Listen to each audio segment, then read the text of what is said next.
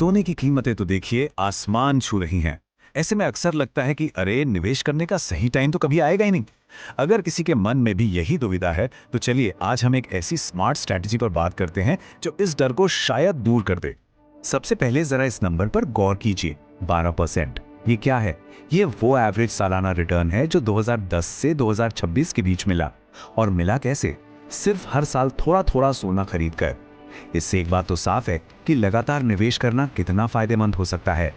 अब देखिए, जो एक्सपर्ट्स हैं वो भी सोने के लिए लॉन्ग टर्म में पॉजिटिव ट्रेंड देख रहे हैं। इसकी एक वजह यह भी है कि दुनिया धीरे धीरे डॉलर से दूर हट रही है। लेकिन हाँ, एक बात जरूर है, शॉर्ट टर्म में जो उतार चढ़ाव होता है ना, वो सच में निवेशकों के लिए एक बड़ी चिंता बन जाता है। तो सवाल ये उठता है कि भाई अगर सोने का ट्रैक रिकॉर्ड इतना जबरदस्त है तो फिर लोग इसमें पैसा लगाने से हिचकिचाते क्यों हैं?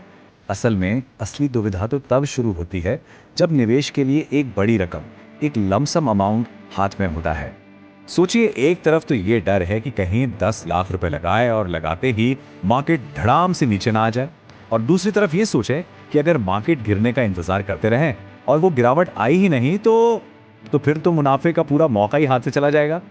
और इसी कश्मकश में ना एक तरह का इन्वेस्टमेंट पैरालिसिस हो जाता है। मतलब निवेशक कुछ कर ही नहीं पाते। लेकिन एक तीसरा और ज्यादा स्मार्ट रास्ता भी है, एक ऐसा रास्ता जो इन दोनों ही खतरों से बचाता है। तो क्या है इसका हल? इसका हल है सिस्टमैटिक ट्रांसफर प्लान, यानी एसटीपी। इसको ना एक बहुत ही सिंपल तरीके से समझिए।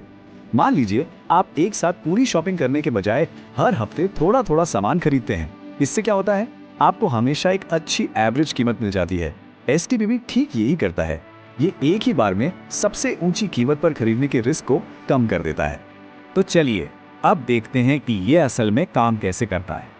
हम अपने उसी 10 लाख वाले एग्जाम्पल को लेते हैं और इसका पूरा बेसिक सेटअप समझते हैं। पूरी की पूरी स्ट्रैटेजी बस 2 सिंपल बेसिक स्टेप्स पर टिकी।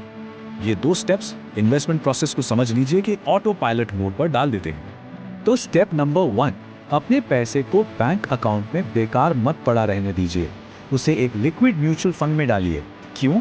क्योंकि ये ज्यादा सेफ माना जाता है और बैंक के मुकाबले रिटर्न भी बेहतर देता है। मतलब जब तक पैसा गोल्ड में इन्वेस्ट नहीं हो रहा तब तक भी वो कुछ ना कुछ कमाता रहेगा। ठीक है, अब आते हैं स्टेप नंबर 2 पर, और ये है ऑटोमेशन। इसमें क्या होता है कि लिक्विड फंड से एक फिक्स्ड अमाउंट एक फिक्स्ड टाइम पर अपने आप गोल्ड में इन्वेस्ट होता रहता है, और इसी वजह से इसका नाम सिस्टमैटिक ट्रांसफर प्लान है। सब कुछ एक सिस्टम के तहत होता है। कैलकुलेशन बहुत सीधी है। मान लीजिए 10 लाख रुपए को 2 साल में इन्वेस्ट करना है, तो बस इसे 104 हफ्तों से डिवाइड कर दीजिए। ये आता है लगभग 9,615 रुपए हर हफ्ते। तो करना क्या है, अपने ब्रोकर के पास एक इंस्ट्रक्शन सेट करना है कि भाई हर हफ्ते ये रकम लिक्विड फंड से निकलकर आपके चुने हुए गोल्ड म्यूचुअल फंड में अपने आप चली जाए। इससे होता यह है कि एक डिसिप्लिन्ड इन्वेस्टमेंट का रिदम बन जाता है। और इसका सबसे बड़ा फायदा, मार्केट को टाइम करने की टेंशन से आजादी। सोचिए, जब कीमतें कम होंगी तो साप्ताहिक निवेश से ज्यादा सोना खरीदा जाएगा, और जब कीमतें ज्यादा होंगी तो कम। इसी को कहते हैं रूपी कॉस्ट एवरेजिंग, और लॉन्ग टर्म में ये खरीद की लागत को एवरेज आउट कर देता है। चलिए, ये तो हुआ बेसिक प्लान। अब बात करते हैं उन इन्वेस्टर्स की जो थोड़ा और एक्टिव रहना चाहते हैं, थोड़ा और स्ट्रेटेजिक होना चाहते हैं। उनके लिए इस बेसिक प्लान को और भी बेहतर बनाया जा सकता है ताकि मार्केट की गिरावट का भी फायदा उठाया जा सके। इस एडवांस स्ट्रैटेजी में हम अपनी शुरुआती पूंजी को 2 हिस्सों में बांट देते हैं। हमारे 10 लाख वाले उदाहरण में इसका मतलब है 5 लाख रुपए तो ऑटोमेटिक प्लान के लिए और बाकी के 5 लाख रुपए रिजर्व। तो होता यह है कि छोटा वाला साप्ताहिक एसटीपी तो वैसे ही चलता रहता है, लेकिन अब हमारे पास एक रिजर्व फंड भी तैयार है। अब मान लीजिए सोने की कीमतों में अचानक कोई बड़ी गिरावट आती है, कह लीजिए 15 से 20% की, तो बस यही मौका है। इस रिजर्व फंड से एक बड़ी रकम लगाकर उस गिरावट का फायदा उठाया जा सकता है। तो दोनों में फर्क साफ है। बेसिक एसटीपी एक पूरी तरह से पैसिव स्ट्रैटेजी है, मतलब सेट करो और भूल जाओ वाला मामला। ये डिसिप्लिन पर फोकस करती है।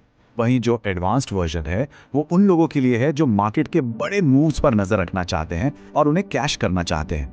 तो इन सारी बातों का निचोड़ क्या निकलता है? सोने में इन्वेस्ट करते वक्त इस स्ट्रैटेजी से हमें क्या सीख मिलती है? देखिए, आखिर में एक सिस्टमैटिक ट्रांसफर प्लान एक लंप सम अमाउंट को इन्वेस्ट करने के लिए एक साफ सुथरा फ्रेमवर्क देता है। ये बाजार में अचानक आने वाली गिरावट के डर को हटाता है और एक लंबे समय के लिए डिसिप्लिन के साथ वेल्थ बनाने में मदद करता है। तो आखिर में सवाल यही है कि सोने में निवेश का पसंदीदा तरीका क्या हो सकता है? क्योंकि देखिए, निवेश का सबसे अच्छा तरीका वही है जो किसी की अपनी फाइनेंशियल सिचुएशन और गोल से मैच करे, चाहे वो ETF हो, म्यूचुअल फंड हो या फिर फिजिकल गोल्ड। STP जैसी स्ट्रैटेजी को किसी भी तरीके में ढाला जा सकता है।